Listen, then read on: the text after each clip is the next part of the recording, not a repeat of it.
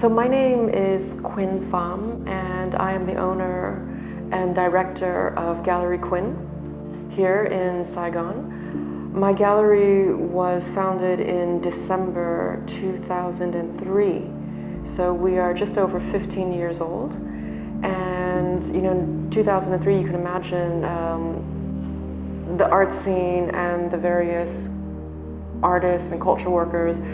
There were very few of us back then, and here we are 15 years later, and it's grown tremendously. So I know that the starting point for this exhibition, Where the Sea Remembers, begins looking at this year of 2007. And 2007 was the year that Vietnam joined the WTO, the World Trade Organization. And so what was it like in Vietnam in the art scene before that time? And it was actually, as I mentioned, there were very few of us culture workers, but it was still an incredibly vibrant scene. So as for me, I came back to Vietnam for the first time at the very end of 1997. So I didn't know any artists back then. I knew nobody in this country. I spoke no Vietnamese at And I went to the Fine Art Association because I thought that was a good place to meet artists at that time. And so I met one artist who introduced me to another artist and to another, and I just became friends with them. And we had a lot of dinners, discussions together. And it was an incredible time because also for me, when I came back to Vietnam, I had no idea at all what I was going to do.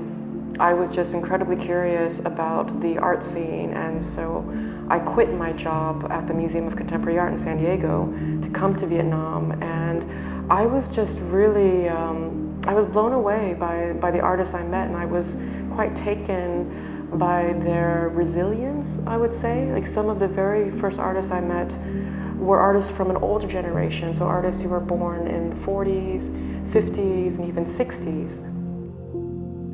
Since 2007, there are certainly more cultural workers, especially cultural workers who have studied overseas and who've come back to Vietnam.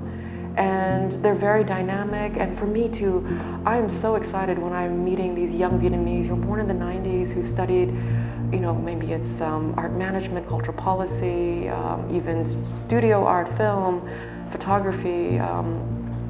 They've come back to Vietnam, and they're excited to be building here, and that's what inspires me to keep going. I meet with these young creative individuals. They're also poets, and I see that they represent the future of Vietnam, and I'm just driven to move this country forward and be part of this amazing history from this nation.